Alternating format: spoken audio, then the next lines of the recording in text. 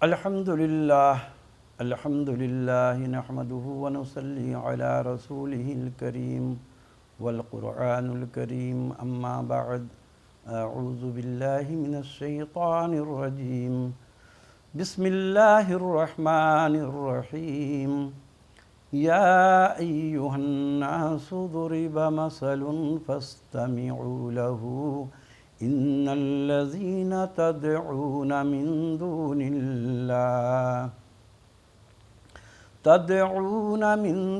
اللہ لن يخلقوا ذبابا ولو اجتمعوا له وإن يسلبهم الذباب شيئا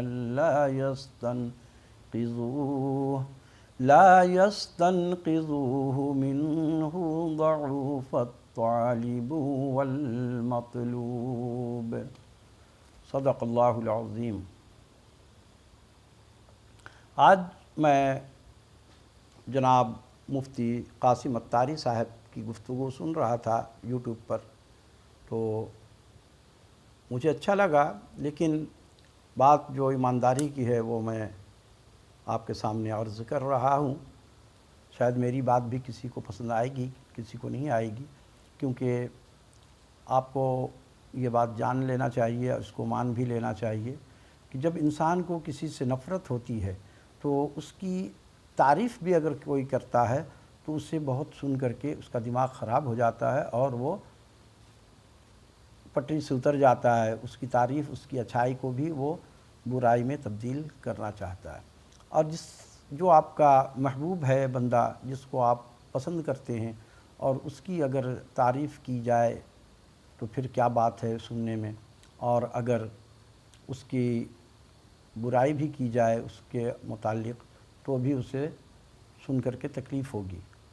تو آپ کو پتہ ہے کہ وہ کبھی بھی برداشت نہیں کرے گا اپنے محبوب کی کوئی بری بات سننا اس کے متعلق۔ اسی طرح سے یہ جو حاسدین ہیں کچھ ہمارے علماء اکرام کے اندر، جنہوں نے آج دین کا چہرہ کو اس طرح کا بنا دیا ہے اور پھر ایک دوسرے کے اوپر تنقید کرتے ہیں۔ محمد علی مرزا کے اسٹوڈنٹ کو مفتی صاحب اتاری صاحب جو ہیں، قاسم اتاری، انہوں نے پیغام دیا ہے کہ اس سے آپ لوگ پیچھا چھوڑا لیں، یہ آپ کے دین دنیا سب کو تباہ برباد کر دے گا، ایمان کو برباد کر دے گا، آخرت آپ کی برباد ہو جائے گی۔ اب سوال یہ پیدا ہوتا ہے کہ اس کا فیصلہ کون کرے گا؟ اس کا فیصلہ کون کرے گا کہ کون حق پہ ہے اور کون ناحق ہے؟ اور انہوں نے اس پر الزام لگایا کہ وہ صحابہ کرام کی توہین کرتا ہے اور ہمارے بزرگان دین کو بھی تنقید کا نشانہ بناتا ہے اور ان کی بھی توہین کرتا ہے، ان کو بابا کہتا ہے، اور نبی پاک صلی اللہ علیہ وسلم پر بھی انہوں نے یہ الزام لگایا کہ وہ ان کا بھی گستاخ ہے۔ لیکن یہ گستاخی کرنے کا موقع کس نے دیا؟ سوال یہ بھی پیدا ہوتا ہے کہ انسان، دیکھیے آج بہت سارے لوگ ایسے ہیں جو غیبت کرتے ہیں، اور غیبت گناہ ہے، وہ بھی جانتا ہے غیبت جو کر رہا وہ گناہ ہے، لیکن کیا ہے، کچھ لوگ ہمیں اتنا زیادہ تنگ کر دیتے ہیں، پریشان کر دیتے ہیں کہ لا محال اپنے دل کے اندر اتنا بوجھ ہو جاتا ہے تو انسان پھر کسی اور کے سامنے وہ اپنے دل کی بھڑاس نکالنے کے لیے اس کی غیبت کرنے پہ مجبور ہو جاتا ہے۔ تو یہ گناہ ہم لوگ کسی سے کروا رہے ہوتے ہیں۔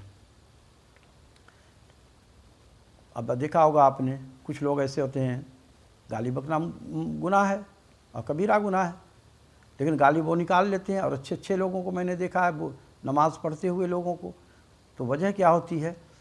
دو چار لوگ اس کو مل کر کے اس کو یعنی کہ مذاق بنا رہے ہیں، اس کو تنگ کر رہے ہوتے ہیں، پھر آخر میں وہ بالکل اندر سے یعنی برداشت کرتے کرتے جب ایک دم اس کا دل بہت زیادہ پریشان ہو جاتا ہے تو پھر وہ اس کے پاس اور کوئی ہتھیار نہیں ہوتا ہے سوائے گالی کی۔ اپنی دفاع پھر وہ گالی سے کر لیتا ہے۔ جب وہ گالی نکالتا ہے تو پھر یہ لوگ سب چھتر بتر ہو کے دفع ہو جاتے ہیں۔ آپ نے ایسے منظر بھی بہت ساری جگہوں پہ دیکھا ہوگا کہ اس قسم کے لوگ ایسا کرتے ہیں۔ تو یہ کہنے کا مطلب یہ ہے کہ آپ لوگوں نے جو بزرگان دین کو اللہ کے برابر درجہ دینا شروع کر دیا ہے، اور صرف اپنی دکان چمکانے کے لیے، پیسہ کمانے کے لیے، اور ایسے ایسے لوگ جو دین سے بالکل غافل ہیں ان کو خوش کر دیتے ہیں یہ سنا کر کے کہ بس آپ مرید ہو جائیے، آپ جنت میں چلے جائیں گے، چاہے آپ نے 10 قتل کیوں نہ کیا ہوگا، آپ نے چاہے ساری زندگی چوری کر کے، ڈاکے ڈال کر کے، حرام کما کر کے آپ نے زندگی گزاری ہے، لیکن بابا صاحب کے ہمارے مرید ہو جائیے تو جنت میں چلے جائیں گے۔ اس قسم کی قصے کہانیاں جو آپ سناتے ہیں، تو اس سے کیا آپ دین کی خدمت کر رہے ہیں؟ آپ تو لوگوں کو گمراہ کر رہے ہیں۔ جبکہ میں نے یہ قرآن مجید کی جو آیت تلاوت کی، اور اس سے پہلے میں یہ بھی بتا دوں کہ آپ کو دوسرے کے دروازے پہ جانے کی ضرورت ہی کیوں پڑ جاتی ہے؟ کیا اللہ ہمارا طاقت میں کم ہے؟ پہلے یہ بتائیے کہ اللہ آپ جو مراد مانگنے کے لیے مزاروں پہ جاتے ہیں کہ میرے گھر میں بیٹا نہیں پیدا ہو رہا ہے، میرا کاروبار نہیں چل رہا ہے، بابا دیں گے، تو کیا اللہ اس پر قادر نہیں ہے؟ اللہ نے تو کہا لا تقنطوا من رحمت اللہ۔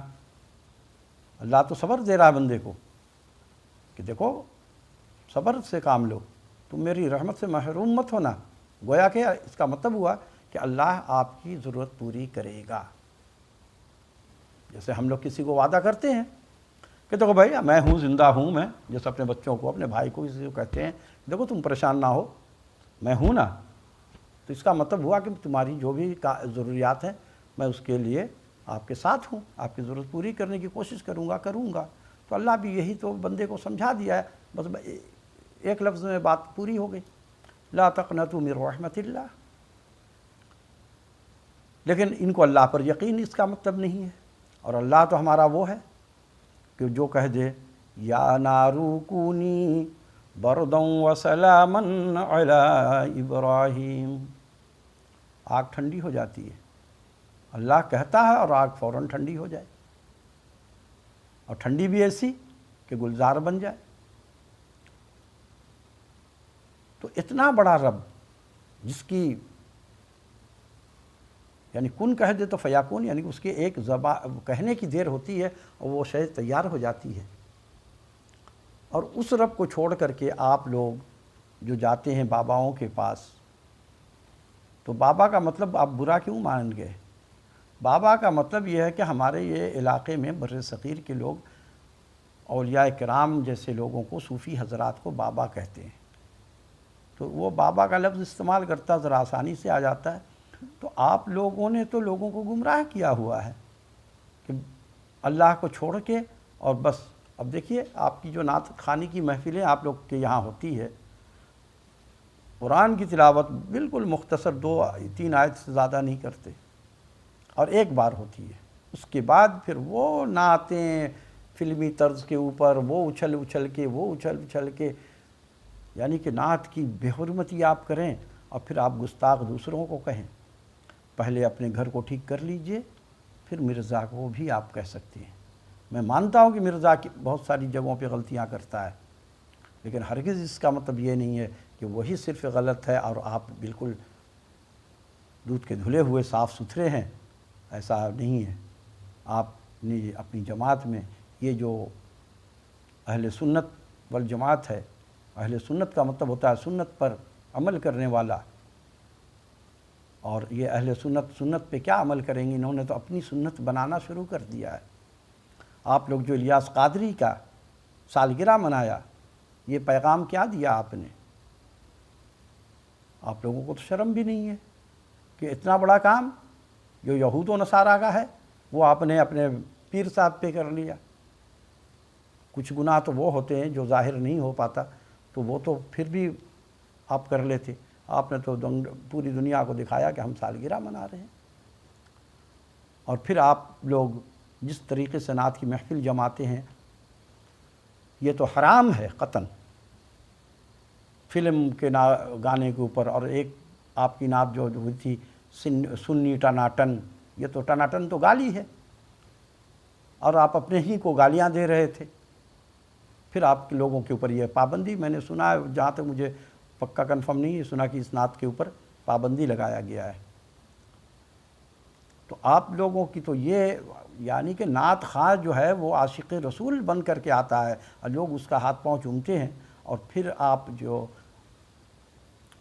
وہ تو صرف پیسہ کمانے کی مشین بنا ہوا ہے، اس کا کام ہے پیسہ کمانا، کوئی دل میں اس کے عشق رسول نہیں ہے، کوئی اللہ کی محبت نہیں ہے۔ اللہ تو یہ کہتا ہے قُلْ إِن كُنتُمْ تُحِبُّونَ اللَّهَ فَاتَّبِعُونِي يُحْبِبْكُمُ اللَّهُ وَيَغْفِرْ لَكُمْ ذُنُوبَكُمْ وَاللَّهُ غَفُورٌ رَحِيمٌ۔ نبی کی اطاعت کر لو، نبی سے محبت کر لو، اللہ تم سے محبت کرنے لگے گا۔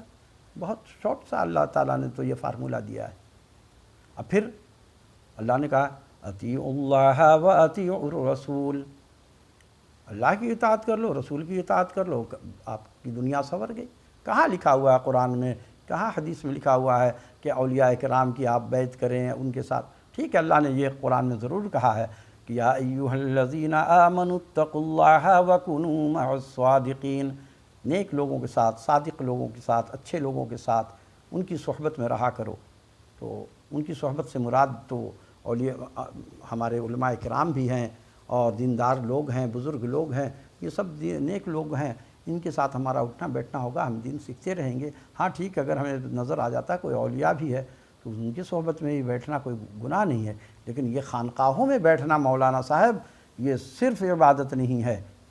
نکل خانقاہوں سے بھی اور دیکھ دنیا کو، یہ دنیا کو تو آپ لوگ بھولے ہوئے ہیں کہ معاشرے میں کیا ہو رہا ہے، معاشرہ تباہی کی طرف جا رہا ہے، اس کے اوپر آپ لوگوں کی زبان کبھی نہیں لب کشائی ہوئی۔ لوگوں کے ساتھ کیا کیا ظلمیں ہو رہے ہیں، لوگوں کو جس نے قتل نہیں کیا ہے وہ سولی پہ لٹک جاتا ہے یہاں، اور جو قتل کر کے بیٹھا ہے وہ آزاد گھوم رہا ہوتا ہے۔ اس کے لیے آپ لوگوں نے کبھی بات کیا؟ کبھی کسی نے حکومت میں جا کر کے بات کی؟ نہیں کیا۔ صرف عبادت، یہ نماز آپ کی عبادت نہیں ہے۔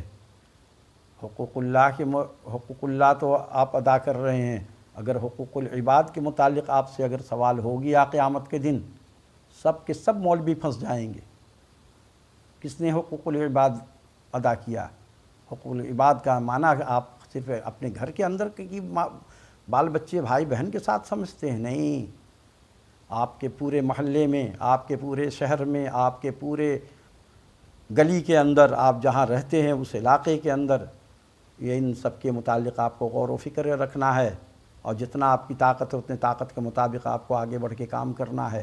کسی پر ظلم ہو رہا ہے، ظلم کے خلاف ڈٹ کے کھڑے ہونا ہے، اپنی جان کی پرواہ نہیں کرنا، اور مومن ڈرتا نہیں ہے۔ تو آپ لوگ جو مرزا کو اس طریقے سے، آپ کو خوف کیوں ہے؟ دیکھیے ابو جہل کو تو خوف تھا، ابو لہب کو خوف تھا، جتنے بھی کافر تھے سب کو خوف تھا کہ جو بھی محمد رسول اللہ کے سامنے جائے گا، ان کی باتیں سنے گا، ان کے چہرہ انور پر اس کی نظر جیسے ہی پڑے گی وہ تو کلمہ پڑھ لے گا۔ تو انہوں نے اپنے نوجوانوں کو، اپنے سارے ساتھیوں کو منع کرنا شروع کر دیا کہ ان کے قریب نہ جاؤ۔ لیکن جناب محمد رسول اللہ صلی اللہ علیہ وسلم نے اپنے صحابہ کو تو یہ بات نہیں کہی کہ تم ان کافروں سے اب مت ملا کرو، ان کے قریب مت جایا کرو، کیونکہ ان کو پتہ ہے کہ میرا دین سچا ہے، میں سچا ہوں، صادق ہوں، امین ہوں، صحابہ کی قدم کبھی بہک ہی نہیں سکتے۔ اب تم لوگ تو گستاخ رسول ہو، گستاخ صحابہ ہو، رفع الدین تمہیں نہیں کرنا، مت کرو۔ لیکن یہ کیا بہتان لگا دیتے ہو کہ جو لوگ نئے نئے مسلمان ہوئے تھے ان کو وہ مورتی لے کر کے آتے تھے اور بت لے کر کے آتے تھے، بغل کے ساتھ رکھتے تھے، اس لیے نبی صلی اللہ علیہ وسلم رفع الدین کرتے تھے تاکہ ان کے مورتی زمین پر گر جائیں۔ ارے وہ تو پہلے ہی اللہ اکبر کہا تو مورتی گر گئی اگر لے کے آئے تھے تو۔ اور صحابہ اتنے عقل کے کیا کم تھے کہ جیب میں نہیں رکھتے تھے، بغل میں رکھتے تھے؟ یہ کیسی بات ہو گئی؟ یعنی کہ جھوٹ بولے بھی تو انسان عقل سے بولے۔ تو یہ صحابہ کے اوپر آپ لوگ بہتان لگاتے ہیں کہ نعوذ باللہ صحابہ کرام کا ایمان یعنی کہ مکمل نہیں تھا۔ ارے صحابہ نے تو وہ ایمان ان کا تھا کہ آج نبی صلی اللہ علیہ وسلم اگر کسی کو اعلان کر دیتے کہ تمہیں سمندر میں